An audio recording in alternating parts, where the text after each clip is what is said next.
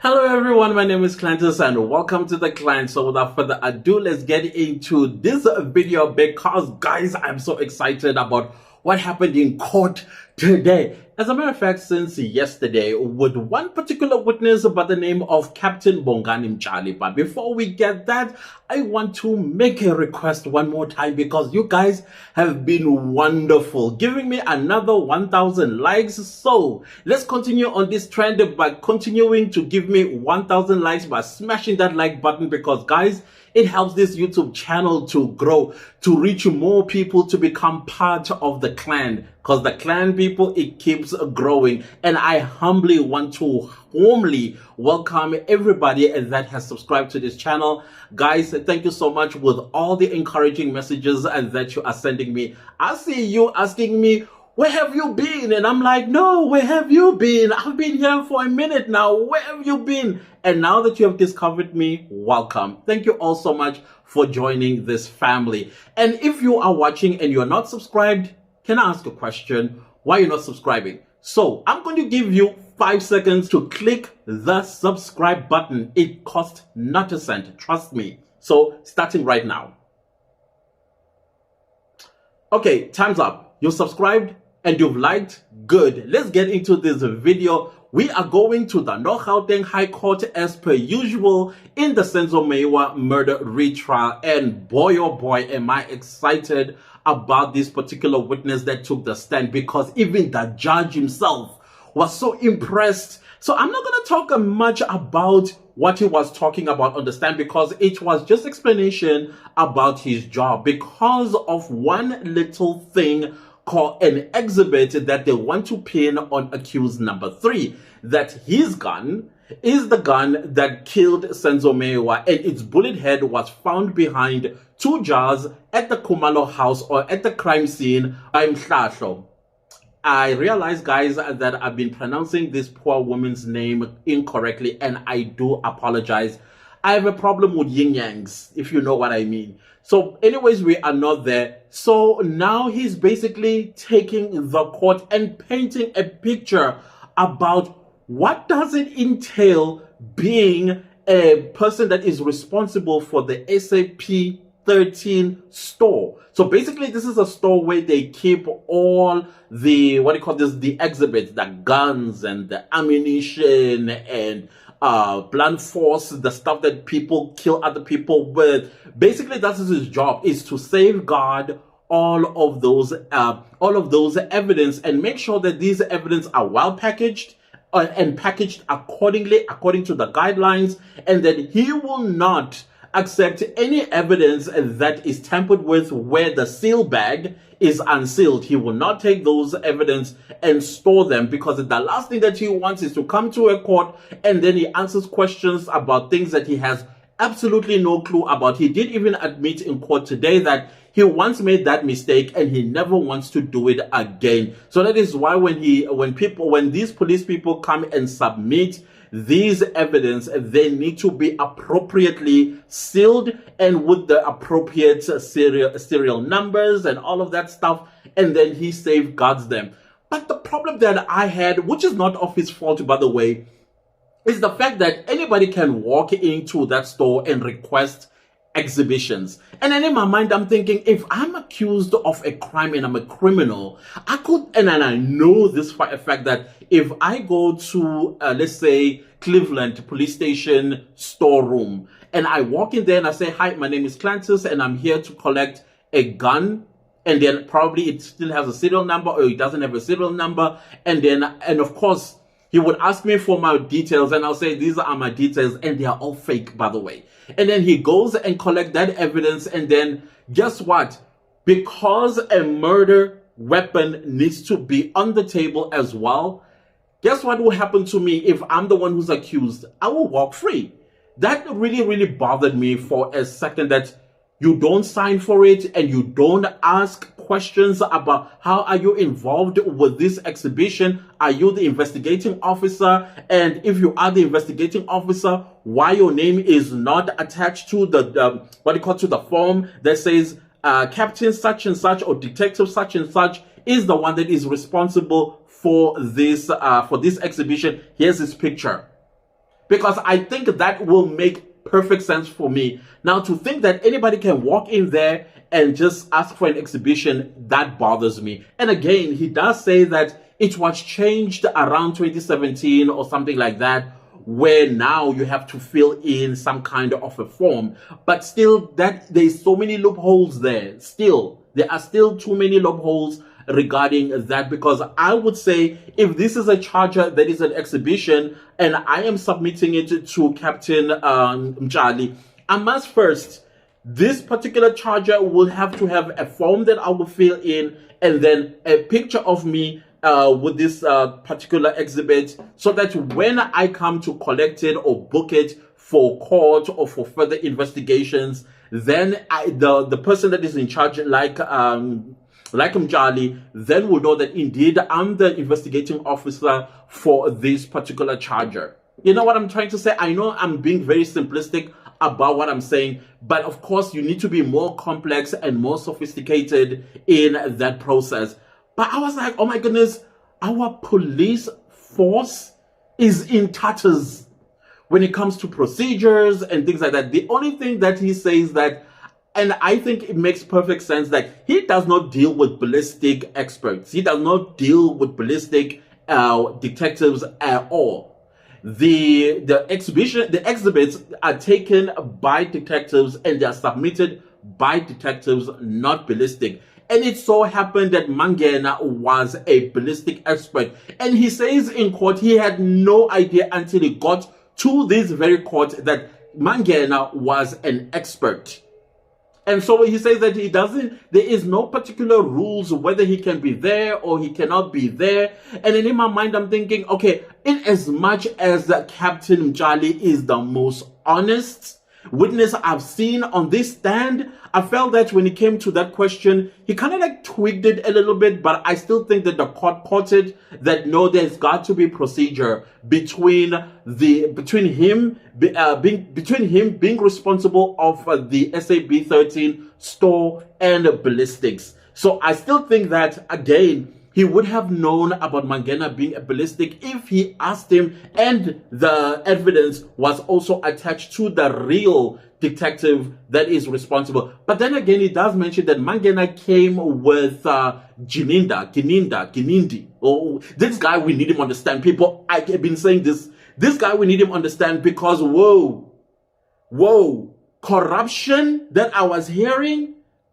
I've been hearing about this guy from I don't know who came, and I was like, this getting that person, oh, from Tumelo and Togo. I was like, no, we need to have this Ginda person understand, and I'm surprised that he still has not come, unless he is the ace up the state sleeve. I don't know, but whatever it is, he needs to come and account about everything that has transpired thus far in court. Together with Mangena, there is no way that Mangena is not going to be considered as a witness, and he's got to be done this coming week. We need these two witnesses on the stand this coming week. Are you with me on that one? Because, whoa, my head spun. Even though I was so impressed by Mjali was perfect. He was a breath of fresh air as far as I am concerned, because he took us on a road trip that was so perfectly clear, and the scenery were beautiful. We're like, yes, this is what we've always wanted to know.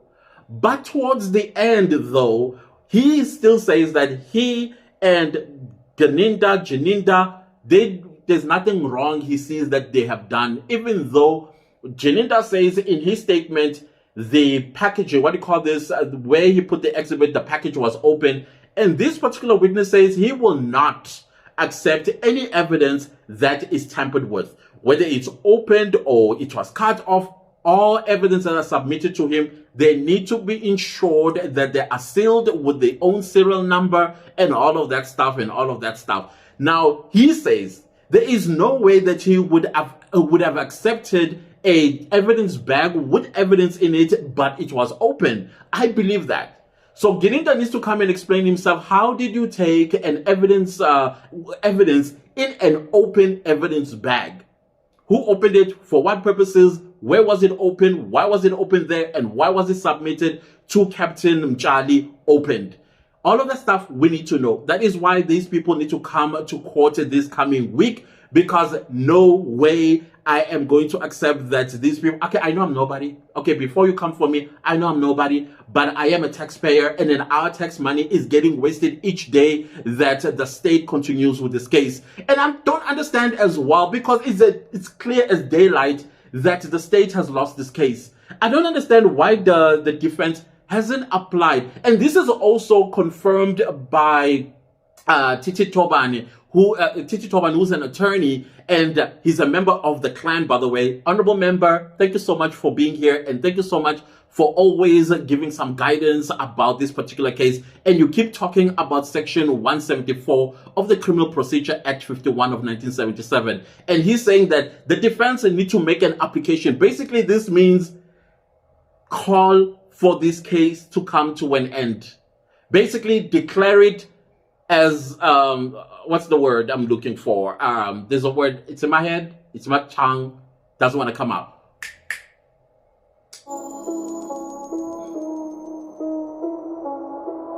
So basically, I think in a nutshell, get the case thrown out, because clearly there's no evidence against the 5 people that stand accused of killing Senzo Meyiwa.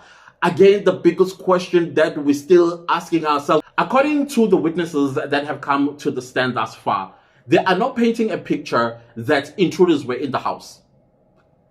There is none of them who have come and said true intruders came and killed Senzo Meyiwa because it was a robbery that went wrong. The only people that have told us this are people that were in the house. And these people, and I'm saying 174 must be applied, and once it's applied and is successful, the Baloyi needs to issue a warrant of arrest for Kelly Kumalo, for Zandi Kumalo, their mother, Mtogo Twala, Tumelo Madlala, and Longo Twala. And then additionally,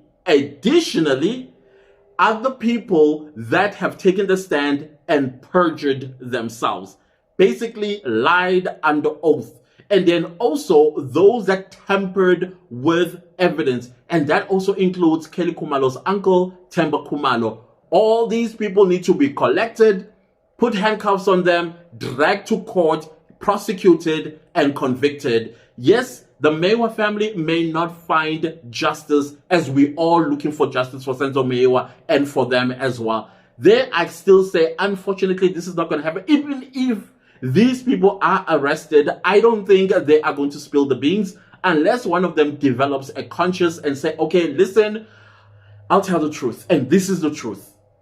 And now we're going to be having Musia coming back. I hope Musia will break. Honestly speaking, I hope he's going to break, but before he even breaks, I hope that he is not going to make an excuse and say, oh, my back, oh, my head, oh, my finger. No. Drag yourself to court. There are some questions that you need to answer, discrepancies that you told the court. We want them ironed out because we want some clarity on some few things.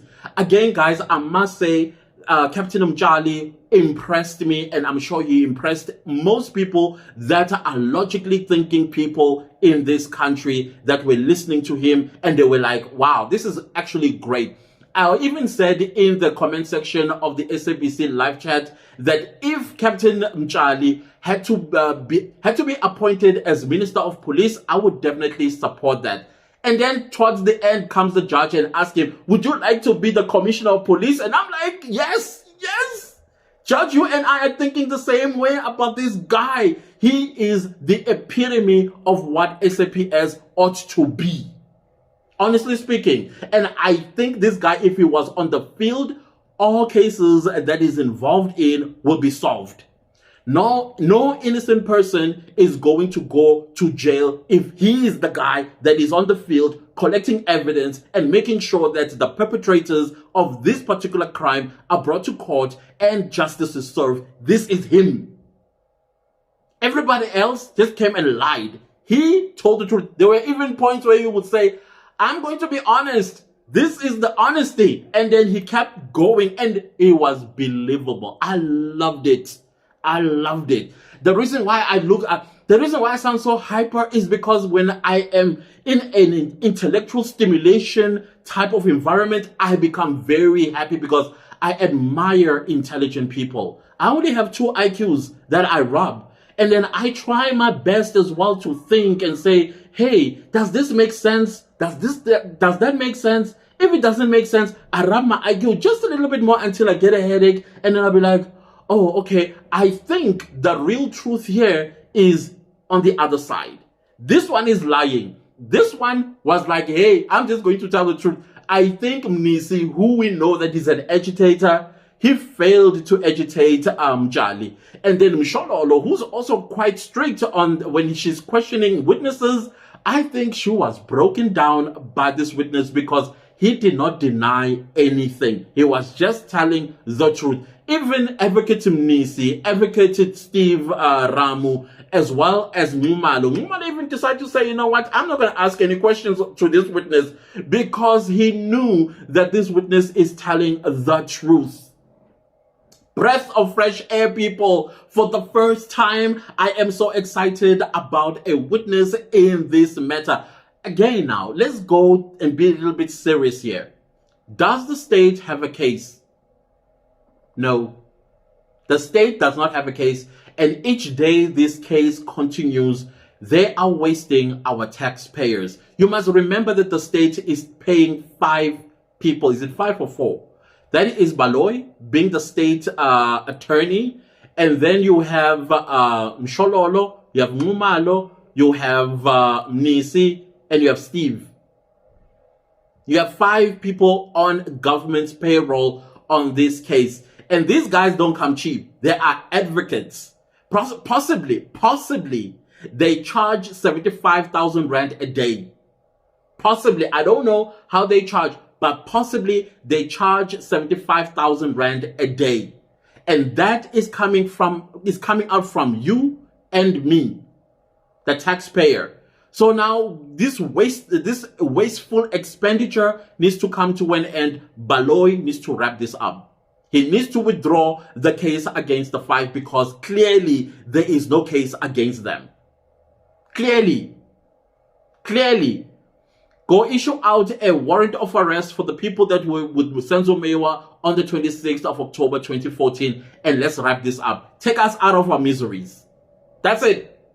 Anyways, guys, if you like this video, give it a like. If you didn't like the video, give it a like. Anyways, do subscribe to my YouTube channel, and don't forget to click the bell notification so that you get notified every time I upload a new video. I hope on Monday we get another exciting witness, but anyways, I doubt that. Also, don't forget to leave me a comment down below and let me know what was your engagement in your mind regarding this particular witness. This is Captain Bongani Mtshali.